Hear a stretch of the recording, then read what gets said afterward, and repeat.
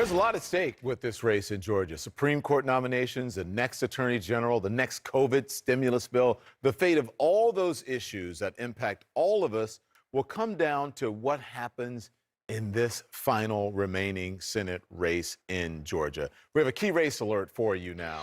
So we already projected the Warnock race. Warnock is going to win over Kelly Loeffler, but votes are still coming in. Jon Ossoff has pulled ahead of David Perdue by 12,806 votes. CNN has not called the race. It is a key race alert right now. We're keeping a close eye on it, so we will update you. Maybe there will be a call by tonight or in the morning. We shall see. But let's discuss all of this. I want to bring in now the Angela Rye, the Alice Stewart, and the Ryan Lissa. Good morning, good evening, wherever you are in the country. I want to start with you, Angela. This is right up your alley here. You're out in the trenches with these folks, helping to sign up voters. Overall, what does this mean for the voting public, for the people who have been representing and fighting for this particular president, and for these people to be elected in Georgia? What does this mean overall, and for the administration, for a Biden administration? Well, first, I think we need to take a step back and remember that just like from the very first time Black folks set foot in this country, we have been making history. We have been building this country, and Black voters in Georgia have done it again. And I want to particularly commend my good friend LaTosha Brown, who is, of course, co-founder of Black Voters Matter, with Cliff also, and all of the work that's done on the ground by organizers, the organizations they deal with, that they help to fund, who have been door knocking and COVID conscious canvassing and really, really doing the work. When We All Vote, Michelle Obama's organization, where my friend Stephanie Young has been in the trenches and leading the fight on the ground in Georgia, and of course Stacey Abrams, who has been thanked repeatedly, but I want to, of course, thank her again. And then I think for the courageous character that has been displayed by Reverend Warnock, who, of course, now pastors at the very church where Dr. Martin Luther King once pastored, and certainly stands on the shoulders of late Congressman John Lewis, and of course, Reverend C.T. Vivian, who we lost both of them last year. And so for this to be the type of poetic justice that we need to see, not only in Georgia, but in this country, and of course, I believe my good friend Jon Ossoff is right behind him. I think this is what we need. We don't need a divided government to hold Democrats accountable. What we need is a united government to ensure that people in this country get the relief they deserve. Now that we have seen unprecedented racism over the last 365 days, we've, of course, seen tremendous loss due to COVID and people in hospitals right now that are overflowing. This is exactly what we need to ensure that this country is rebuilt, restored, and becomes much better. I don't want to say build back better. I still don't like that slogan, but we do need to get better. All right, we're not going to talk about slogans tonight, Angela, right? Because we don't want to get into that. Hey, I know, that's right, Don. Let's leave it alone.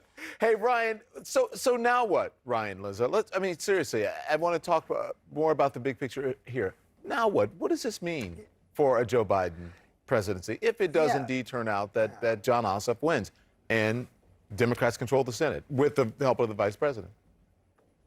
Yeah, I mean, I think three big headlines tonight. Angela hit at the first, which is the history of the first Black Southern Democrat elected to the to the U.S. Senate. You can't overlook that history. Huge achievement. The second, for President Trump, a good chunk of the Republican Party followed him down this rabbit hole of election fraud BS. And it turns out when you tell your own voters again and again that the election is fraudulent, that might not be a great thing to turn them out in huge numbers. But thirdly, I think you hit on probably going forward, the most important thing. And one vote in the United States Senate is the difference between climate change legislation getting a vote, the public option getting a vote, a robust immigration reform plan getting a vote, a bolder infrastructure plan than Biden would be able to negotiate with a Republican Senate. So the entire Biden agenda, if Ossoff wins, will be unlocked and able to be on the floor of the United States Senate. And so we are waiting for the results of something that will change. I mean, I don't want to be too dramatic, but that will literally change the course of history. This is very much a kind of hinge moment, depending on the outcome of the Ossoff-Perdue race. Now listen, and it will indeed happen overnight, right? If you look at the results of this election, it does turn out to that Ossoff does win. You talked about the president and the message that he has been conveying, especially when it comes to conspiracy theories and so on and so forth, and saying that this is a rigged election, and you know, telling the Proud Boys during the election to stand back and stand by. I'm paraphrasing here. I want to bring you in, Allison. I want to show our viewers this video. This new video obtained by CNN appearing to show pro-Trump protesters clashing with police just hours ago in Washington, D.C., near the Black Lives Matter Plaza. This is what we have devolved into. This was an election that was won legitimately by the former vice president and now President-elect Joe Biden, but yet the president still traffics in conspiracy theories, still trying to get people to believe that he won, and then stirring up, in a sense, scenes like this. Are we expecting more? What do you think of this?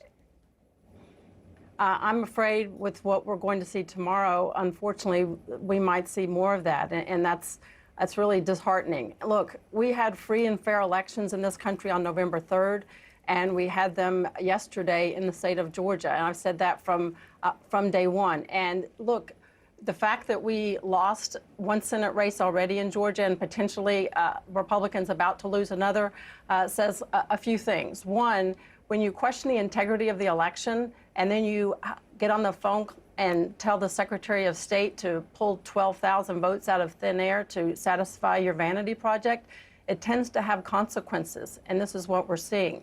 And I will second what Angela said, commending LaTosha Brown and the Black Voters Matter group working so hard and tirelessly to really energize the vote. She's worked extremely hard. And look, this is what happens when you have parties with different ideas with regard to the election. You have one party fighting like hell to vote and one party fighting like hell against the vote, and this is what happens. And what we've seen in Georgia, look, I'm from Georgia. I was born and raised in DeKalb County, and I can tell you this, the demographics have changed, the ideology has changed, but the intensity of Democrats has certainly energized, starting with Stacey Abrams blazing the trail.